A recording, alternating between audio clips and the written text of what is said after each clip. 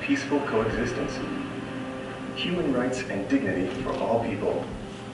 Is it a dream? Is it possible? For Andrew Carnegie, it was both. Carnegie Council was founded in 1914 as a catalyst for peace. Carnegie's vision still holds true today as we work to promote open dialogues about the ethics and principles of how we live our lives.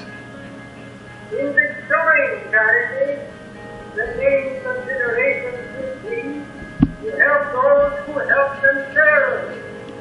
The Church Peace Union started with the moral leaders of the time, teaching, discussing, and debating the issues of the day, emphasizing the message of peace. Our programs and publications became a resource for educators and policymakers. As we move forward, new opportunities are connecting individuals with different perspectives. The internet and social media empower people to express themselves and demand equal rights. Carnegie Council has built a capacity here in New York to film and broadcast its 70 or 80 events a year, and take those resources and connect them to a global ethics network to spark a debate around the world about moral issues like corruption, risk, technology, environmental stewardship. And this is a chance for the world to rethink international affairs. As the voice for ethics, our multimedia production studio, websites, and social media outreach engage a growing worldwide audience.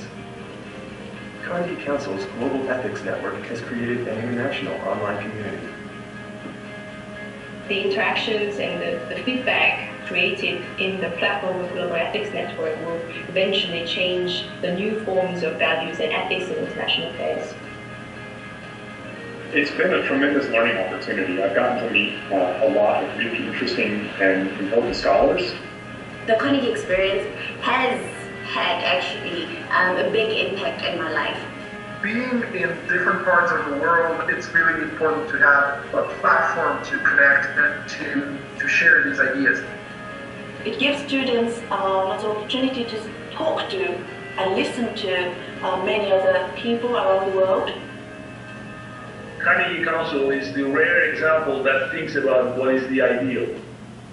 But finding common ground on global ethics calls for more than virtual communication. Carnegie Council also engages educators, students, and people from around the world face to face. What we try to do is illuminate responsible policy options and to bring those options in a responsible way to the public. Hence, our moral duty, our ethical duty strikes me as much less involved with changing the light bulb and much more involved with organizing to change those structures of power and systems that lead us where we are.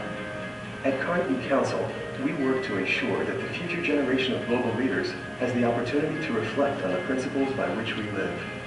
Our programs bring together prominent social innovators, policymakers, scholars, and business professionals who are shaping ethics in the 21st century. I think what the fellowship has done is to kind of provide a space where people from very different backgrounds, different professional backgrounds, as well as from different nationalities and cultural backgrounds, can come together and talk to each other. I have been in nonprofit management for about 8.5 years. So the issues that the council touches on, ethics, business, environment, they enrich my understanding of my field. The council's had a very positive impact on my life. I think it has affected the way that my decisions made from a business perspective and a personal perspective. It's a place of dialogue. It's a place where I can come to learn and hear about different viewpoints. I will always take into account that there is an ethical view. I would say that it's given me a sixth sense, an ethical sixth sense, where I would consider why and how decisions that I make personally impact the world as a whole. As the world's forum for global ethics, Carnegie Council is rethinking international relations. We're impacting how global issues are considered, taught, and resolved. Our strength is in our growing audience, the viewers, listeners, and readers who challenge the status quo and offer solutions to the big questions, just as it was a century ago, when Carnegie Council was founded in the pursuit of peace and common good for all. Ethics matter. Add your voice, join the conversation online, or become a member at carnegiecouncil.org.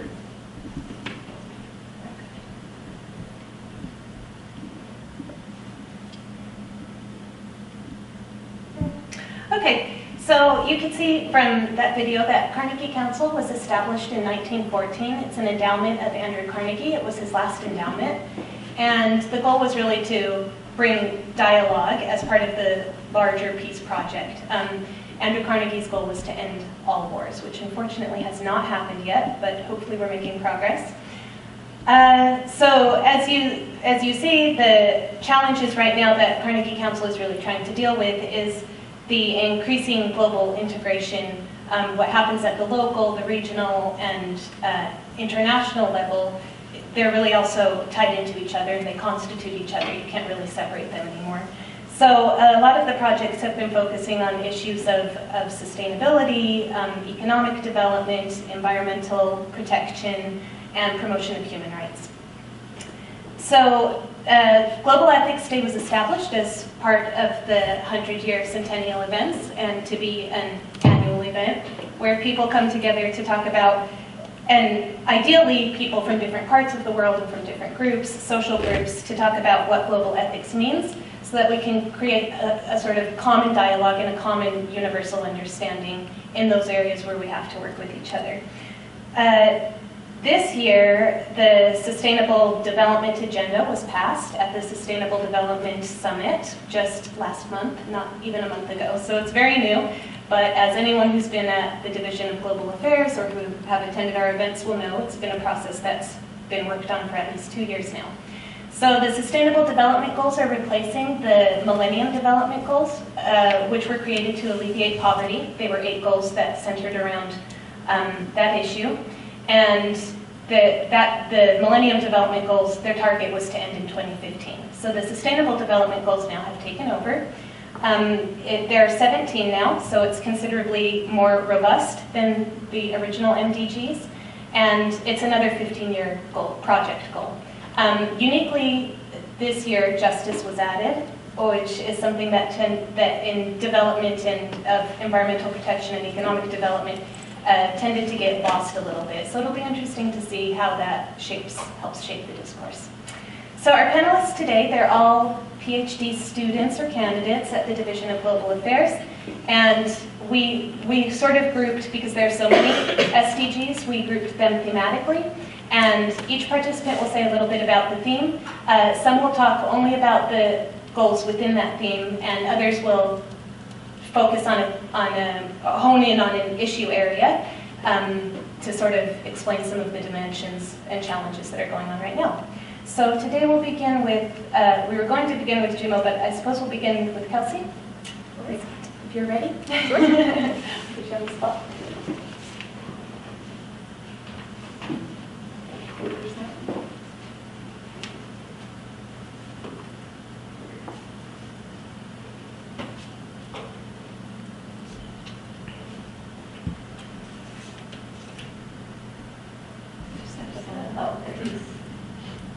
Okay.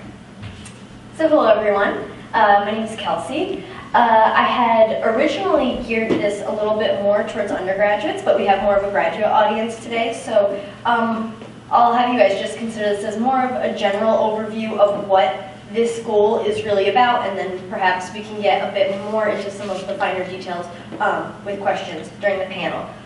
So Goal 16 is dedicated to the promotion of peaceful and inclusive societies for sustainable development, the provision of access to justice for all, and building effective, accountable institutions at all levels. So, really, the main component of this target, it's really about good governance.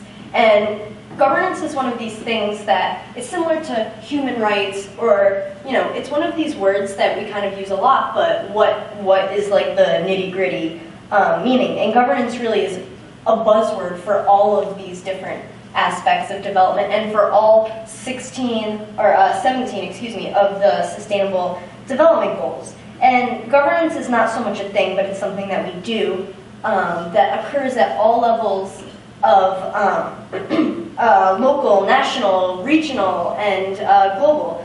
So it not only includes laws and regulations and institutions and organizations, but it's also about building ethical norms and standards. Governance does many organizational, institutional things.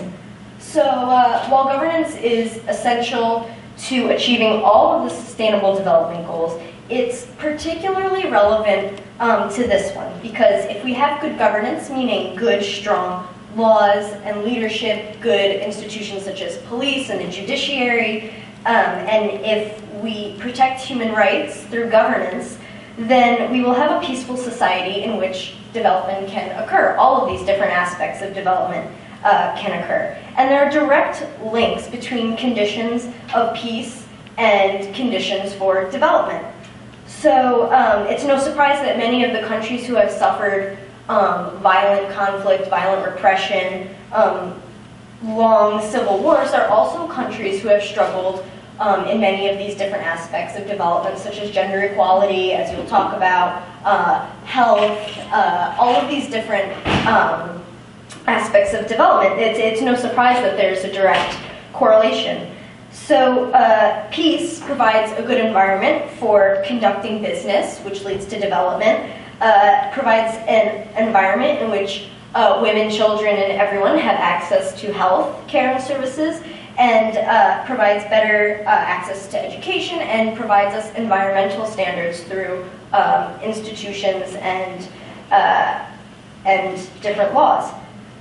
So the UN gives a couple of examples of this link. So they say that among the institutions most affected by corruption are the judiciary and the police globally. Corruption, bribery, theft, and tax evasion cost about $1.26 trillion US for developing countries per year. And this amount of money could indeed be used to lift these struggling communities out of poverty. $1.26 trillion is an incredible amount of money that is being squandered through corruption and bad governance, poor institutions. Another example that the UN gives is that the rate of children leaving primary school in conflict-affected countries has reached 50% in 2011, which accounts for 28.5 million children. And so this really shows the impact of unstable societies on one of the other major development goals, which is education. So these are just a couple examples of how governance, good governance, and strong institutions impact the other goals. So I'll just talk briefly, address like what the specific targets are for this goal. The UN has set 12 specific targets to reach by the year 2030 regarding peace, justice, and strong institutions. So some of them are more broad, like this one. Significantly reduce all forms of violence and related deaths. It's very general, but necessary. End abuse, exploitation, trafficking, and all forms of violence against children. Promote the rule of law at the national and international levels to ensure equal access to justice.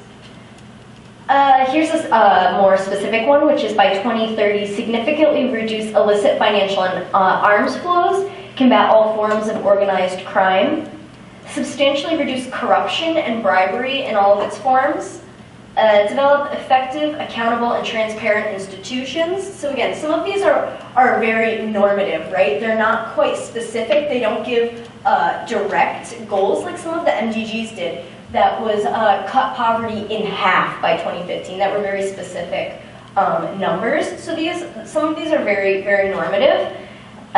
Ensure responsive, inclusive, participatory, and representative decision-making at all levels, from local elections to national elections, to the amount of women that are represented in parliaments and such. This is, again, a very broad thing that could have many different impacts.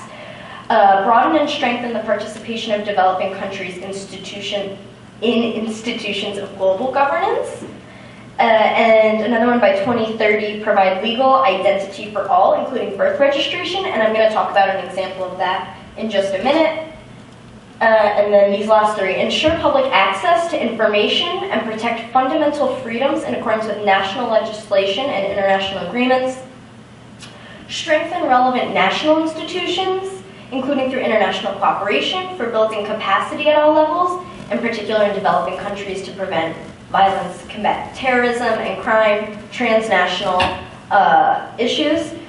and promote and enforce non-discriminatory laws and policies for sustainable development. So again, very broad, but it sets us a normative agenda to begin to address some of these issues. So since they are so like broad and general, we have to ask what are some actual concrete actions that we can take to reach some of these goals. And I'm going to give 3 examples of projects that the UN is doing that could address some of these contemporary issues.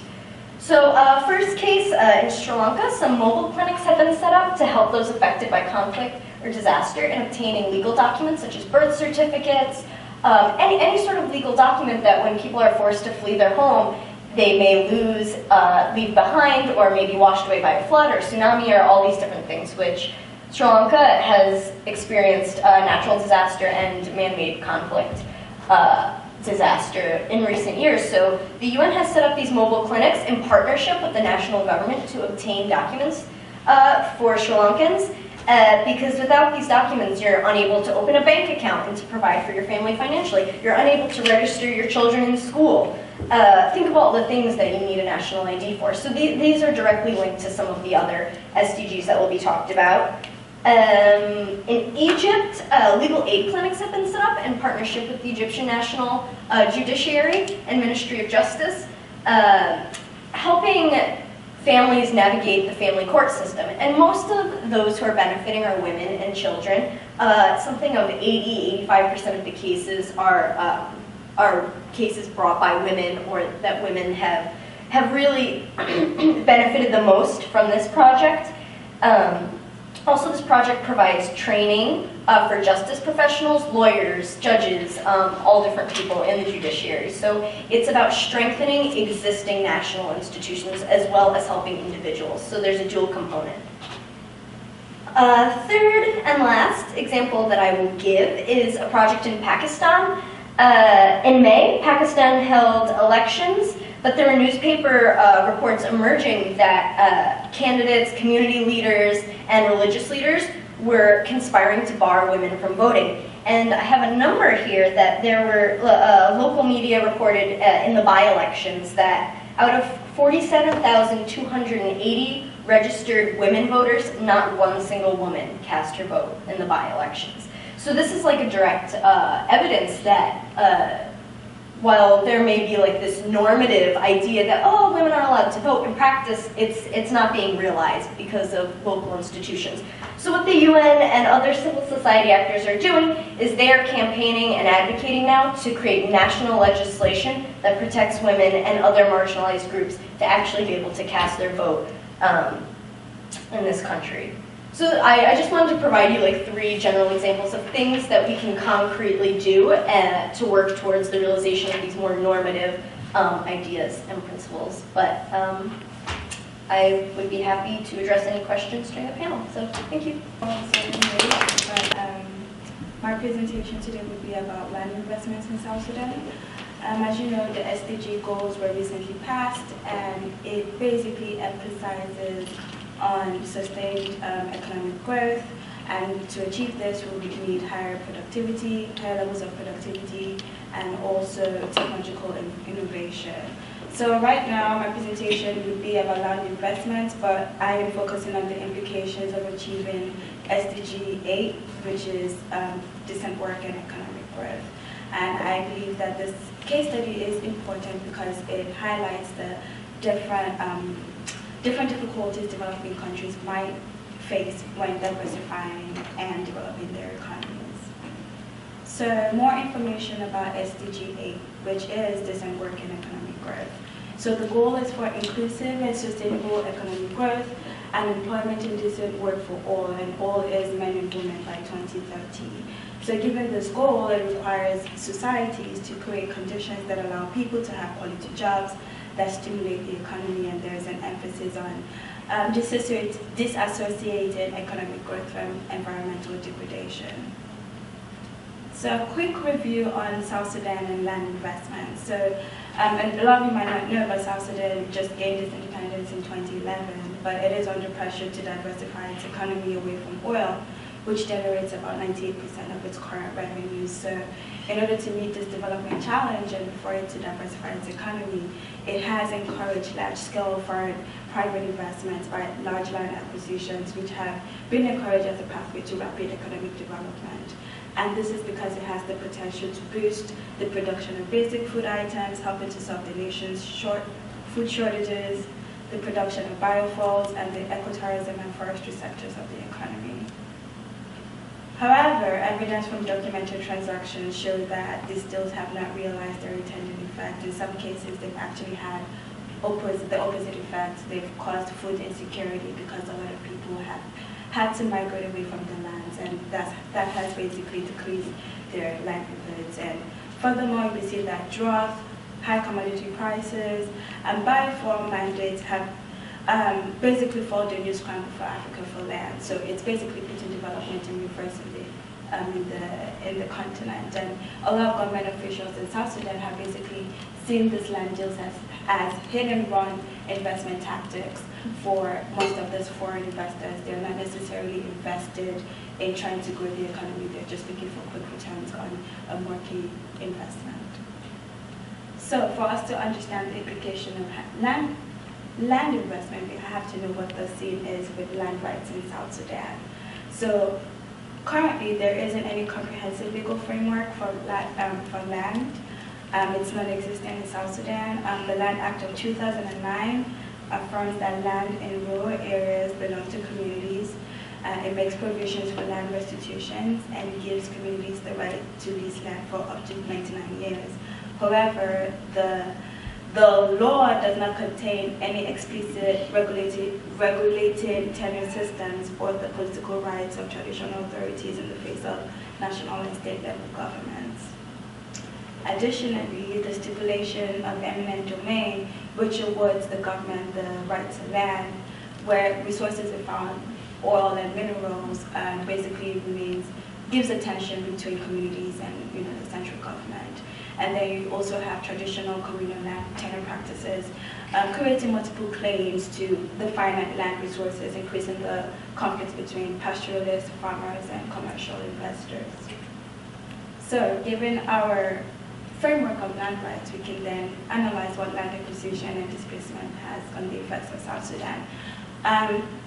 So this large land acquisitions sharply conflicts with the political rights promoted under the Land Act of 2009, which I just read out to you, as the government basically continues to market South Sudan as an agro-based investment. And moreover, traditional authorities, state-level agencies, and national government have few, if any, processes to ensure investors abide by contractual terms, which is a big problem in South Sudan. So what are the implications given the lack of land rights, or rather, and this land investments? The first implication is the state of land rights is a pressing issue with the potential to paralyze the development of an economically and physically secure South Sudan through conflict over contentious land. Communities are already made vulnerable by the civil war that just ended, and they are basically competing with private firms for land. And this can basically cause the society to go back into civil war just because they're trying to diversify and develop their economies. And basically, we see that because there isn't any institutions, this is why this problem is increasing. So we can see that for it to achieve Sustainable Development Goal 8, which is economic growth and decent work for everybody, there has to be strong institutions. So these are the implications for South Sudan. And what are the implications for developing countries, especially in Africa? The first one is it highlights the possible tension between economic growth and decent work for all when there is weak institutions and infrastructure. That has to be taken into consideration before you can actually achieve Sustainable Goal 8. And then he basically says that another implication is there's no one policy fit all form.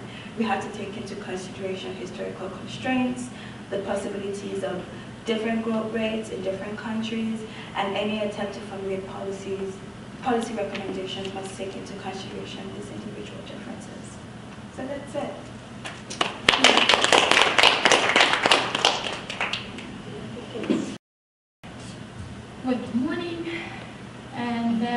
So I'm doing presentation from the perspective that I'm taking the topic and trying to illustrate one of the SDGs through it.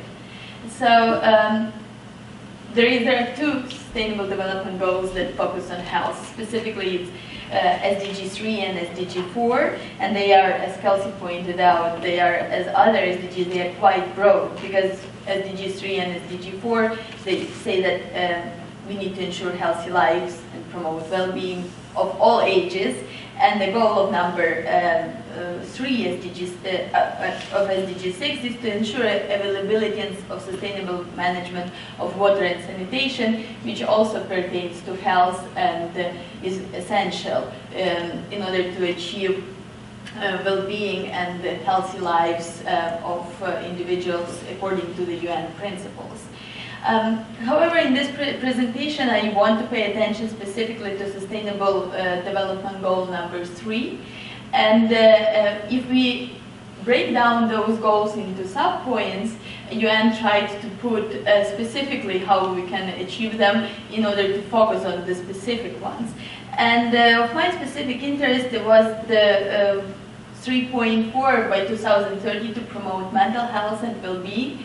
And interestingly enough, the mental health is often underrepresented global issue, despite, if we look at the statistics, and we will see how neurological and mental diseases, they account for 13% of global burden of disease, which is staggering.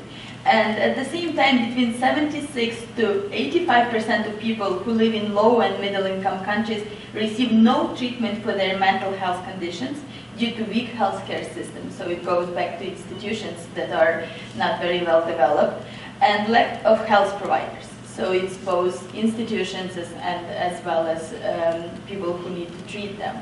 And WHO Mental Health Atlas issued in 2011, it indicates another major issue, an issue of concern, that is lack of progress in key mental health indicators from 2005 to 2011. So it goes back to SDG, that if we want to achieve something in 15 years, so we need to looking back why we didn't achieve anything from 2005 to 2011, and this is really disturbing. So hopefully if we put that benchmark, if we put that we really do care about mental health, we have something to start from and something to moving forward towards. And then another thing that SDG pays attention to is this nexus between development, health, and sustainability as a goal. So we don't pay attention only to short-term programs and development, but how it's going to evolve in the long term, which of course involves bigger investment and funding. That is always the problem. Specifically, my topic is focusing on the children in the armed conflict, and I think in the nutshell it will show like all the problems, but also some progress that could be achieved in this nexus between development and health, and how we can move towards the sustainability that SDGs want us to move towards too.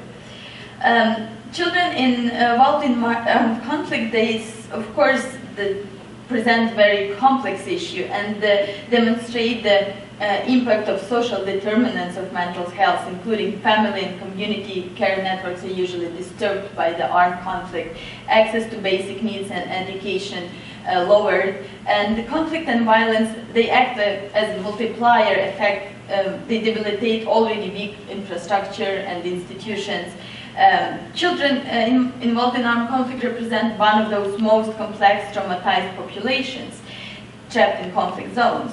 So they face exceptionally prolonged and extensive exposure to violence, and after often forceful recruitment and indoctrination, they further exposed to traumatic events such as being forced to kill, to harm others, and it's also repeated victimization. So after the conflict is over, they can be exposed to stigmatization as well in their own communities. As of 2014, children were recruited in 54 diverse armed conflicts on the territories of 11 states. In my presentation, I focus on very broad definition of children involved in armed conflict because it actually pays attention to that developmental aspect of the trauma. So I put this definition because it shows that children can actually be recruited not only to be used in hostilities, but also as porters, guards, cooks, and sex slaves in the armed forces. The increasing age as well, because of course we know that under age 15 is considered as a war crime to conscript children, but the emerging norm right now is that age of 18 is the age when armed forces are prohibited to conscript children in their ranks. As well as those Paris principles, the guidelines, what they do, they put that stress that on multifaceted nature of trauma from the recruitment, and such as mental, emotional, and developmental. So the trauma of children involved in armed conflict can be characterized as complex because of this multiple chronic and prolonged nature of the dreadful experiences. So what is usually, how do we characterize trauma after the conflict? We know it as a post-traumatic stress disorder, or PTSD.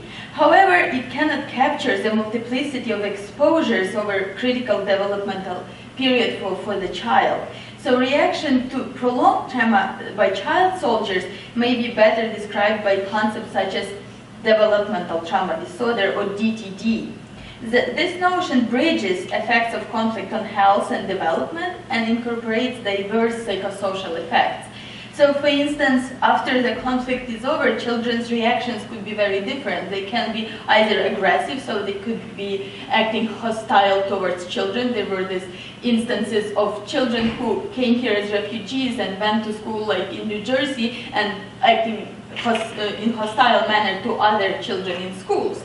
Or it could be frozen reactions, so they keep trauma inside and we don't know what actually happening to them, but they just, but it affects their development and education. So the trauma is really more complex because of the age they were exposed to while they were recruited in armed ranks. It might also hinder children's ability to deal with it, and why it's so important, because then we can be trapped in the conflict trap known by the World Bank, and the issue of revenge plays here. So children, the issue of re-recruitment is the most important. So how do we prevent those children going back to conflict, going back to those armed forces? And the Gresham-Michel report of 1996 was very important because it brought this issue to the debate, brought this issue to the United Nations, and it also brought psychosocial intervention under rubric of reintegration. According to the report, the objective of programs is to provide children with a sense of normalcy through structured social activities within so-called safe spaces. So based on best practices from first programs in 1990s, such as Mozambique, family was conceptualized as a social unit that supports the well-being and development of the child. So the basic was we need to return children to their families and foster their integration. So international agencies advocated for these programs. But sometimes going home is not necessarily a process of returning to that normalcy. It's not a process of returning to those safe places, because often children were, often those families were killed, or often children were forced to perpetrate violence towards their families. So family members sometimes were afraid even to accept those children back to the communities. So we see those complexities playing in their integration process. Increasingly, schools or communities were presented as complementary or alternative sites for provision of psychosocial support in post-conflict zones. And the most promising results have been school-based programs. And some programs in Uganda, Sierra Leone, and also in Myanmar, so it shows like it also cross-national lessons learned from different settings and sites, demonstrated that basic education can provide opportunity for children to pass through this negative experience in the social setting. And fundamental effort of recent program is to prevent stigmatization. It's what I mentioned in the beginning. So you don't need you don't need to work only with children, but you also need to work with communities, with teachers, and different actors involved. And in Kelsey, in your presentation, you mentioned like that they teach legal officers, yes? And in this case, they, for instance, provide education for teachers who work with children, in order so they are aware of this trauma. So it becomes like teacher psychologists in this case, because they are dealing with a specific population. And acknowledging the complexity of children's developmental trauma that exists within the realm of health, education, and children's rights, interagency cooperation increased within the UN, and I think it was the benefit of MDGs, and I think it will continue into SDGs, because you cannot, not only UNICEF works with this, it's UNDP, it's WHO that try to create those programs that often lack funding, so only through like those cooperation and NGOs, they can like put something together. And there is all those interagency groups like psychosocial working group that try to bridge those agencies and create something workable. And despite fundamental progress from 1990s till SDGs, the major hurdle right now is the sustainability part. Because while the responses are designed in emergency setting, when children basically are taken out of the armed forces and just brought in their uniforms to those centers, so the first response is just to take the arms away, to demobilize them, and but what do you do next? And next you need a lot of funding. And reintegration is a long-term process requiring a long-term investment. For instance, when promising an initially successful UNICEF program in Sierra Leone focused on education was cut off because children were giving fee waivers for attending schools and attending those programs, dropout was reached like 96%. So it shows that in order for these reintegration programs to succeed, that actually the sustainability part of SDGs needs to be underlined. And I think that it's very important that mental health, it's not like just a subset of health, it's actually very important goals that needs to be addressed, and it's great that SDG is paying attention towards it. My work on the Sustainable Development Goals number 5, which state that to achieve gender equality and empower women and girls. So it's a very interesting topic, right? Women and girls. Why do they matter so much? So they put it in the special clause inside the Sustainable Development Goals. Okay, so at the time when the global community is defining the Sustainable Development Goals for the post-2015 era, because like that's when the Millennium Development Goals will end, and then we will move over to the SDGs and the attainment of its goals in 2030. The international consensus on the need to achieve gender equality seems stronger than ever before. So empowering women and girls is among the goals aspired to by all, from grassroots organizations, trade unions, and corporations to member states and intergovernmental bodies, especially in the United Nations. So the next question is like, how far has this consensus been translated into tangible progress on the ground, and what is more needed to address to bridge the gaps between rhetoric and reality? Okay. So I was lucky enough that I able to attend the Beijing +20 held by the Rutgers University on September 25th when they addressed this issue. Because like achieving gender equality and empower women and girls are like part of the 4th women's conferences held by the United Nations since 1975. The first one was held in Mexico City in 1975. The second women conference were held in Copenhagen in 1980. The third one was in Nairobi, Kenya in 1985. And the last one, 4th one, which is like the largest ever women conference held by the UN, was in Beijing in 1995. Okay, so I will talk about the achievement of the Beijing Women Conference. in the context of the Sustainable Development Goals for the post-2015 era. Okay, Beijing +20 overview, which is held this year, 2015, said that like there have been significant improvements since Beijing, and POA is the Beijing Platform of Actions, which is like adopted in 1995 to set like different goals, how to empower women and girls. More girls are enrolling in school, more women are working, more women getting elected and assuming leadership positions around the world, globally. However, at a time when women and girls have almost equal opportunities when it comes to education, why are only half of women of working age in the labor force can work globally? And why do they earn much less than men? That's one of the questions addressed in the Beijing +20 overview.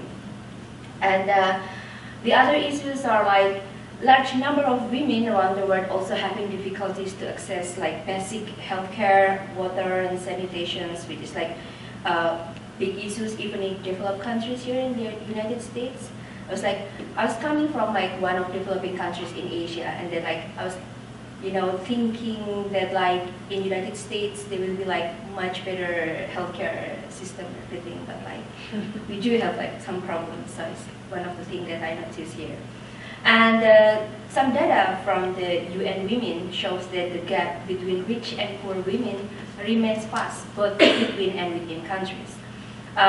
For example, based on the data in trends in maternal mortality from 1990 to 2013, a woman in Sierra Leone is 100 times more likely to die in childbirth than a woman in Canada.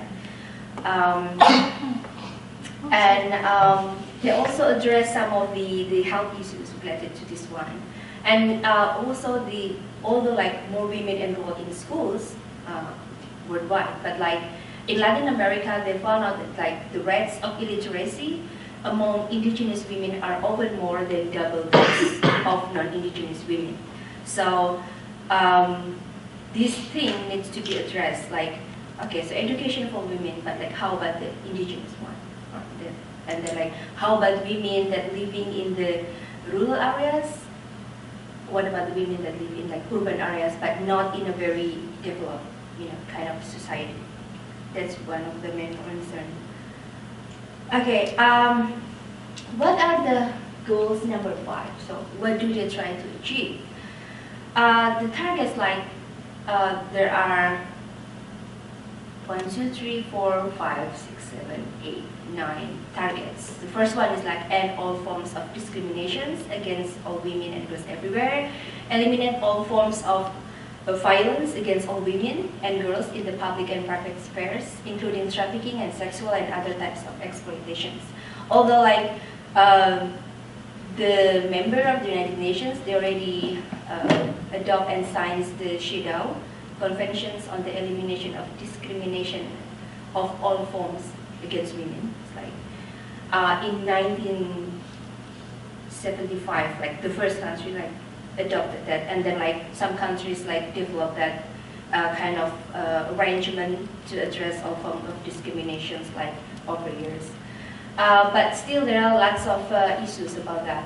And then this is like related to Iulia's presentation before, how to eliminate all harmful practices such as child early and forced marriage and female genital mutilations, which is basically cultural and also has like religious spirit in it. And then how to recognize and value unpaid care and domestic work through the provision of public services, infrastructure and social protections, and all these other targets that need to be addressed. So we have like huge homeworks ahead. Okay. So these challenges and targets in the Sustainable Development Goals are like now the UN Women try to address this, and they created 10 priorities for public actions to at least improve women conditions economically. Why? Because they think that like when women like empowered in economic sense, they can like get better access to have a better, healthcare, sanitation, working conditions, and then they can also improve the welfare of their households. So these are the 10 priorities for public actions to achieve those targets. The first one is to create more and better jobs for women. Not just more, but like better ones. Because like most women, especially the least educated one, they will like fill in the least paid job, both in developed and developing countries. The second one is to reduce occupational segregations and gender pay gaps. The third one is to strengthen women's income security throughout the life cycle. The fourth one is to recognize, reduce, and redistribute unpaid care and domestic work. The fifth one is to invest in gender-responsive social service. Sixth one is to maximize resources for the achievement of substantive equality. It's like, how do you define equality? Is it like, based on the more women that like included in the public offices, or what? What is equality exactly? We do have like need to address this notion of equality like that can be accepted worldwide. And seven is to support women's organizations to claim rights and shape policy agendas at all levels. In Indonesia, they call this one into the gender mainstreaming policy. So basically, all levels of public policies, from national until like the rural one, they have to include this gender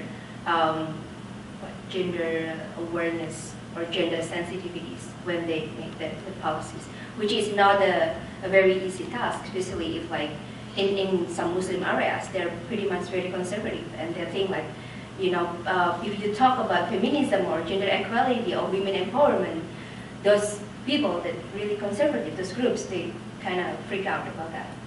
And then the eighth goals is like to create an enabling global environments for the realization of women's rights, and to use human rights standards to shape policies and catalyst change. This action number 9 also has some challenges, like what kind of human rights standards? Is it like Western standards, like Asian standards? But like most of the time, now the human rights standards that like being applied in the UN levels, like accepted among its members. And the last public policy actions is to generate evidence to assess progress on women's economic and social rights. And why that matter? Why to generate evidence to assess progress on women's economic and social rights is what do you call it, like why it's very important? It's because the data revolutions needs to be engendered to enable the production of more and better evidence disaggregated by sex, socio-economic status, geographical locations, race, and ethnicity to capture the multiple and intersecting inequalities that women face. So if we have more data and we know these discrepancies and inequality, it's we can it's easier for us to make a better policies to address that kind of problem. Yeah, I think that's all. Thank you. All right.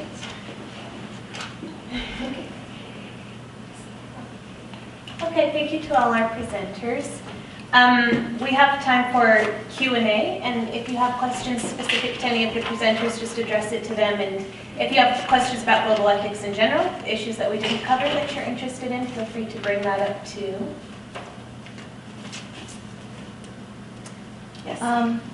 Is DGCA involved in pushing these SDGs at all? I'm sorry, you guys work with the Carnegie Council, or? Oh, with the Carnegie Council? I know that they're involved at the United Nations. They'll take part in different like NGO type of work and whatnot, but I don't know specifically if they did anything for the SDGs. The reason that we chose to focus. Is that an international law? An international thing, or was it? It's domestic law in South Sudan, so that was how they were supposed to regulate their land and basically tried to resolve the tensions between pastoralists, farmers, and other investors, but as you can see that there isn't any infrastructure or institutions to enforce contractual terms. So a lot of people break the contractual terms all the time, and that displaces people who are rather indigent, and that's causing a lot of conflict, and the country might go back to civil war. Yeah, because you mentioned that they achieved independence in 2011. Yeah. So was this, I don't know if you know the answer, but was this something that was adopted from when South Sudan was still a part of Sudan? It was something that they had taken? I mean, formal independence was 2011, but as at 2009, they were semi-independent, if that makes any sense. So the official date is 2011, but they did break away as of 2009. So these were the types of institutions that they were putting in place so that when they fully gained their independence, they could shoot off. But obviously, you can't make laws if you don't have infrastructure or institutions, strong ones anyways. So. For Iuliia, for the specifically women who are young girls who are taken in and used as sexual slaves or married off, are they incorporated into the studies, or do they have their own studies looking at how they're affected afterwards, especially when culture kind of stigmatizes them as women who have been raped, and that's not letting them back into their communities? That's a great question, and I mean, it's in my paper, and just didn't have time. That's a big area of study, and increasingly, because like in the first programs, they did not pay attention like to girls. So first they even like didn't consider them as child soldiers, yes, but then increasingly right now they are considered as first they are defined as child soldiers. And that allows them to take part in the demobilization programs and reintegration programs, which is important because the funding goes there. And so sometimes sometimes they take part in combat, sometimes they're sex slaves, sometimes they are planting bombs, sometimes they're suicide bombers, like in Boko Haram. I mean, those don't survive, unfortunately, but sometimes they do. But increasingly, there are separate programs, and there are a lot of like guidelines to separate them. So, for instance, when demobilization takes place, they try to separate girls from boys and try to give them separate counsel. But stigmatization, of course, takes place. And remember me talking in Doctoral class, how they just are not willing to talk about what was going on during that period of time. So sometimes, like, how do you collect the data, because you don't know like what actually happened during the recruitment, during the conscription, and also like so child soldier, it's not an African kid holding a K-47. Yes, it's very cross-national issue.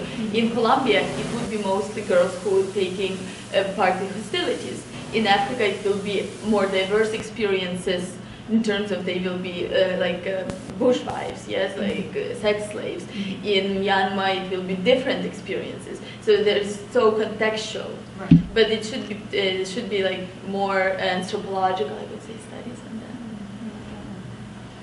that. Particularly with the conversation we were having in Professor Falco's class, also kind of wondering are these girls, is that part of their normative experience where they just think this is a part of their lives, this is what's supposed to happen to them? Many times you hear these women say, it's not if I get raped, it's when I get raped, what will I do? And how that kind of plays into their reporting and even coming forward and saying this is what's happened to them. Most, I think, it's forced recruitment. So I don't think they willingly go into those, Right. Yes, and I guess she's asking, like, is it a social expectation for what that it will happen to them? Oh no, depending on in the specific area where they're at, they're much more likely to have this happen to them, and is that not necessarily that they want to go or that they willingly go, but afterwards, when they're taken out of that situation, that there is sometimes a low reporting from these women, or that they're not so really it is low reporting, yes, and that's what I'm saying, yes, the data is mostly non-existent, yes. And again, when we go back to ICC cases, yes, we don't have any of those. We have cases when the commanders who recruited child soldiers were prosecuted for that, but nothing on that specific issue. I think it will move towards that, because it's more attention, it's so much more attention paid now on that issue. Yeah, I have 3 questions. That's good. I don't know if I have to go for one after one, or... Why don't we tackle them one at a time? All right. The first one's on land issues in South Sudan. As you mentioned that South Sudan is got its independence a couple of years ago, but basically there have been some traditional issues in terms of land ownership. So I don't know if that specific issue has been addressed by the government, because as you mentioned that there are some investors coming in and people moving. Local communities having the right to own the land, or they're just living traditionally without any right on that position? So what's happening right now, obviously with the Land Act, it tries to bring together the traditional rights, but then in practice it's not necessarily being upheld, and that's the issue, especially when investors come in and then their rights. What does the state government do? How do you alleviate this tension between these two groups? There is no institution, there is no Ministry of Land, which is very, very surprising.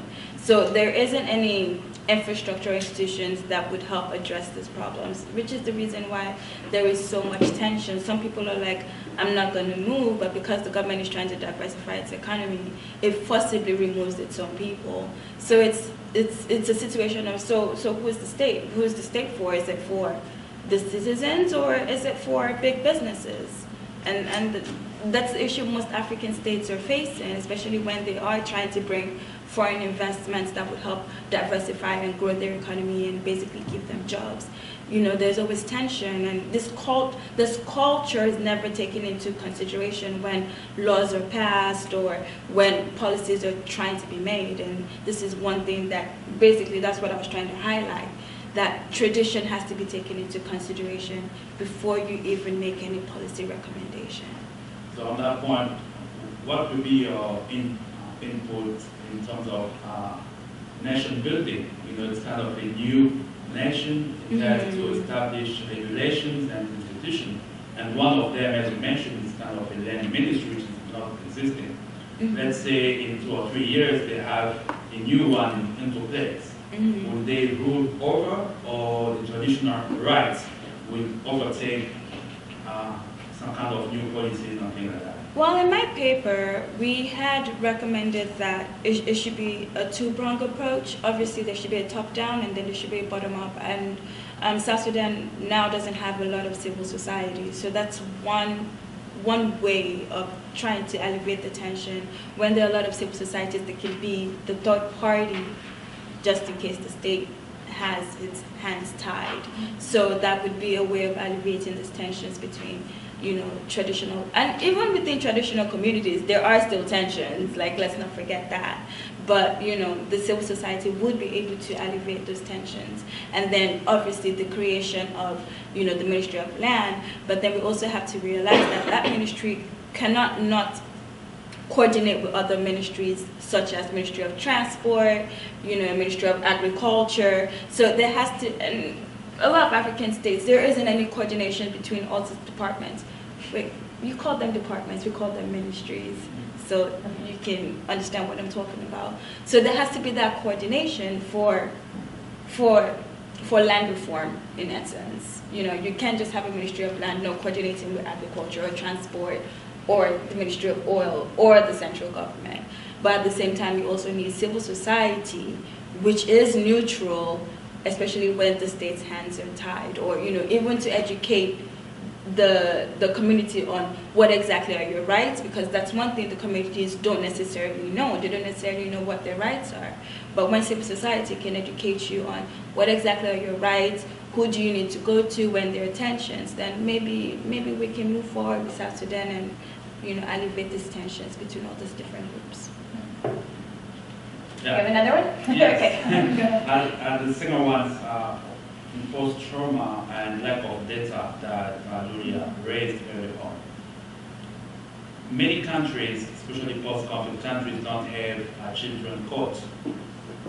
which I think create an issue on the age of the person who have to testify in front of the court. Okay. And so how would you see it happening in terms of having data on child soldiers, because they technically legally not allowed to be presented to this official court that you have, for instance, you are 18 years old before being able to present yourself. So don't you see that that might be one of the issues that we have in terms of not having enough data? And on that point, I have to add as well the cultural aspect of it. For instance, once you say you have been raped, and people know that you've been raped or exposed to this kind of violence, you might be excluded from society. Don't you see that probably be one of the issues as well, not calling people coming out and express themselves? So first issue, it's issue of accountability, and it's another area of research, and there's more in the legal studies, and it shows a great variation across nations. So international norms, that is ICC, the children can, and it was intentionally put there in order not to bring all that mess of child's accountability. So ICC put no one beyond the age of 18 cannot be tried. But then when we go to the national level, we see a completely different picture, because we have juvenile courts. Even in this country, juveniles could be put before the court. I'm not even talking about and in other countries the same way. But we can collect data not only from the courts, but also from those, as I said, DDR programs, or from UN missions, or from military actors who are the first people who encounter them, because they are usually those who demobilize them. And that's why they need to, for example, UN really progressed with peacekeeping missions. They appoint those children protection advisors, because you need to sensitize those people when they encounter children. Because as we know, that child soldier it's a two-pronged thing. Yes, it's victim and it's a threat. So on the battlefield it's a threat, but then when you capture him or her, you need to address the issue of the demobilization and reintegration. And those in peacekeeping missions, especially children protection advisors, are very helpful, and they could be used as a locus of collecting data. So for the court itself, the issue of accountability, I think it's not resolved at all. Because in the United States, there were cases when children who were captured, they were put before the court, child soldiers specifically. So I think it's just different issues. So there is issue of accountability that is completely not, still not addressed, and will be causing the problems in the future. And the issue of collecting data that there are ways to do it, I think.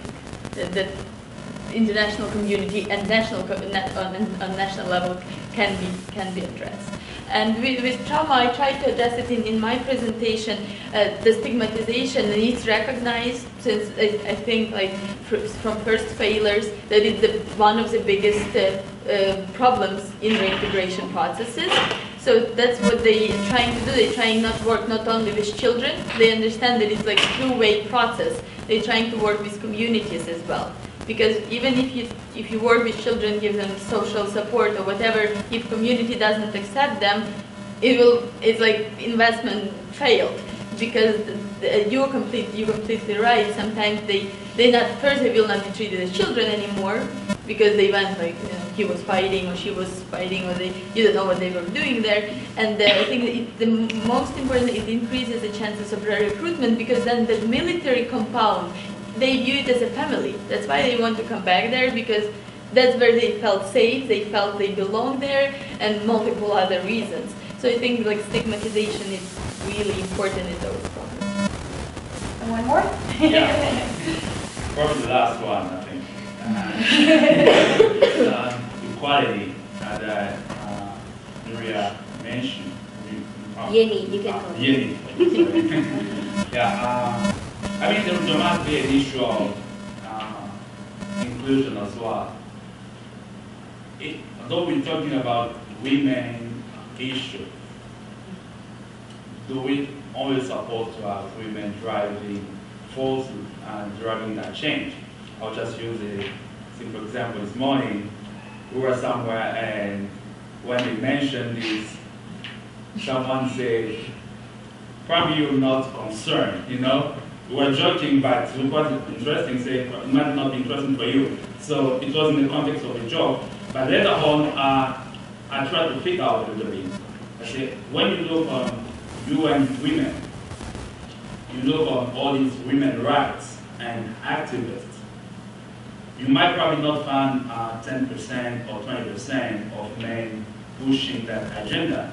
Don't you see that that may be one of the issues that we're facing today, and some men are frustrated and being afraid that they're being challenged.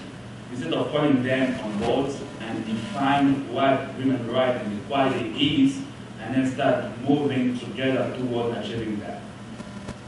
Yeah, I completely agree with you. Like, actually, it's like it was me that's telling him about that. We were joking. It's like, yeah. But I know, like now, UN Women, they have this program, He for She. So, and one of the speakers is like Emma Watson. Emma Watson, right? She's the one that playing Hermione in this like Harry Potter movie. So she's kind of like well known by all these young girls and then the young generations. And the key program of the He for She is just like for the inclusion of men to promote the awareness of women issues like rape, violence in the domestic environments, and also discriminations. So like more women are involved in the workforce, but like they earn much less than men for the same jobs. And then I also noticed that like now in Iran, these guys, like husbands especially, they have this campaign when they told the public that they give back the natural rights of women back to their wives, because like this campaign was like initiated by one Iranian guy when he experienced how his wife became very upset when she couldn't like go abroad without her husband's permission. And then so he started the campaign and then saying that like I give back natural rights of women, of people to just like travel and then like pursue their goals back to my wife. So, and I think this kind of thing is also happen in my country also. So if a married female, she wants to go abroad, she has to have like her husband's permissions. And if she wants to bring her children with her abroad, he will like have to fill a lot of forms. It also happens to me. So this is good, like grassroots campaigns. So started from one man, and then if he campaign for this one, and then it will like inspire other men as well. But I completely agree with you. Inclusion of like not only women but like men. And don't get me wrong, but like I also met like some women that like are not agree with this women empowerment. They think it's like unnatural. It's like they think that like women's place is supposed to be domestic and then like take care of her family, and then they're not really agree with this kind of sustainable development goals. Like, so it's like both ways, men and women like have to be involved in these programs. So with all the money that comes out of corruption, so I know that it has to be like a major hurdle in reaching these target goals from whoever has tried to push for some sort of equality for people, for human rights. So in the SDGs, in the goal plans, is there any mention of how reaching these targets will maybe supplement some of the funds? Like how will the government not lose money from the corruption? Like is there like a budget, like a proposed, budget of, okay, so we do implement this, then it can supplement maybe a few $1 million that you guys are getting out of corruption. Yeah. So broadly speaking, a lot of different UN departments or agencies will be involved with working on the Sustainable Development Goals as they were with the Millennium Development Goals. And the funding for each of the agencies can get very tricky. Some are donation-based, others receive regular funds. So I don't know that there's a blanket answer. I don't know what you guys came across in your individual research for that. But it can be a tricky thing, but there's usually some oversight, and it's usually a mix of like the international organization and, in the ideal circumstances, also the national government where they're operating. It's kind of how the oversight occurs. It doesn't tend to be that an IO or even NGOs just give money over and then whether that's a good thing or bad thing, I don't know. But well, there not tends really to be give money over, but more so like how how can these programs be taxed, or how can the government wherever these things are occurring, how can they receive some sort of income from some sort of support to produce these outcomes? Yeah, so I think with international organizations in general and with the United Nations, a lot of the work that it does, which is important, is intellectual in a sense. So first they try to come up with these norms and these goals, ideally through some sort of like consensus process so that it speaks to all of the partners who should be involved in trying to achieve them. And then they help with capacity building and reporting on where is the country right now. So trying to find things like we were talking about, sometimes the data isn't there, we don't know what's going on within either an issue area or within a population, what is the story. So it helps to have this sort of agenda set, and they can help, for instance. And then that's where like the funding and issues come into play.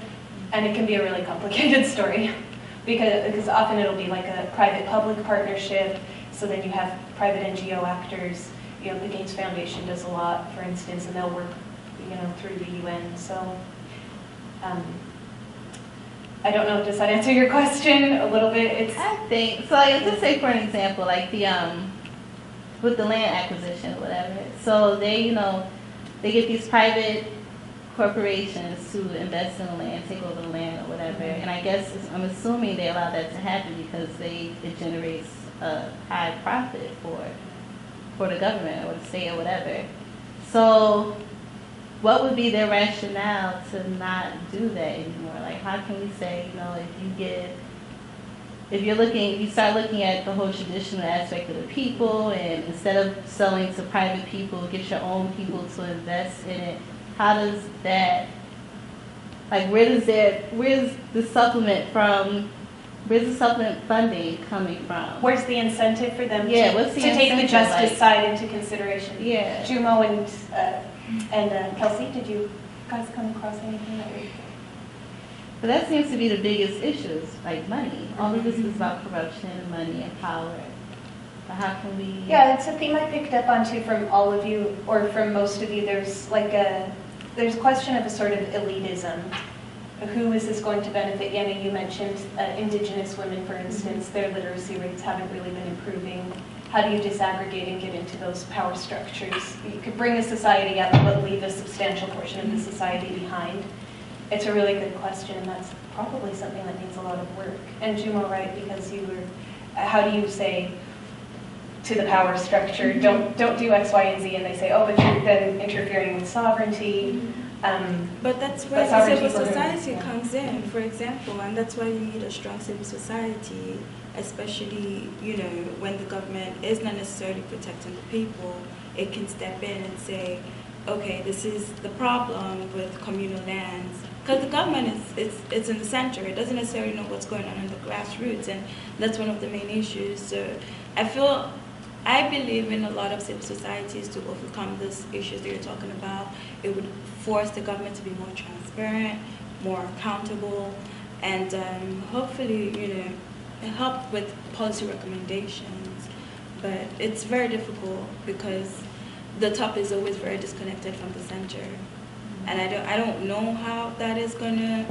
I mean, they've tried to decentralize a lot of governments, but it's still not helping. I know for Nigeria, for example, it was central before, and now it's now decentralized, but there's still a wide inequality gap with wealth, even though we're the fastest growing economy. So, we do follow everything the IMF tells us to do. Open your economy, privatize, increase civil society, decentralize, but still the same problems. Exactly. So, at this point, you have to ask yourself, is corruption really a bad thing? Or is it cultural? Do you have to put that into consideration when you're making all these institutions, or, when you're promulgating all these policy recommendations? And that's why I keep saying tradition has to be taken into consideration. Because patronage is part of African culture. It cannot, I don't see but it you being... see, it's not, I don't agree it's cultural, because I'm really from a different part of the world, and we are really next to you on Transparency International ranking. I'm from Ukraine, and I think we have the same problem. So I don't see it's more institutional. So I agree with your point on institutions here, and we civil society, and I think what international organizations really can do is helping with monitoring like financial flows. That is really could be helpful, like some kind of oversight where money goes. Because what President Obama and Buhari talked about in Washington D.C. is how to retrieve those money that were stolen in the previous administration. So that's interesting, that cooperation between the countries on that issue. In Guatemala, what happened, that also another very corrupted country, the task force was established. It was understood that in that task force, Guatemalans could not be part of that task force. Why? Because they are corrupted. Who was the head of the task force? They brought the head of Colombian police. And the result of it, they really cleaned the police, and the president resigned recently in Guatemala. So I think that actually international efforts could be brought on the level of police, on the level of judiciary, on the cooperation on the agency level. So that's something to be learned, and lessons learned from different practices. That could be pressure from below, as a civil society, and but in order to change institutional practices, you need to escape that vicious cycle, that catch-22. But if you have the same people working in the same agencies, we have Ukraine has a corruption problem. I think it's a bigger problem than the war that we have in eastern part of the country. So I completely understand you. I just want to tap a little bit what you said. There is also an issue of how government will shift from getting money from private sector and continue to survive without collapsing. I think, of course, many governments in developing countries or wherever, they get money from private sector and that helps them to survive. But that doesn't mean within countries people don't have potential to run projects and invest. I think one of the alternatives might be to create a set of space for local people to invest in their own countries, in their own communities. For instance, the issue that you mentioned from Nigeria, people feel unsafe to invest in their own country because they don't have the money. Those are money, and then rather take the money and go invest in someone else.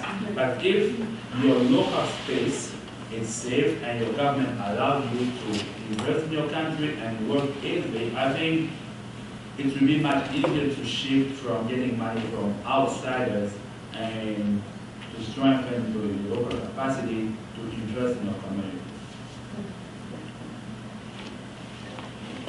Do we have any more questions? This might be a good point to break.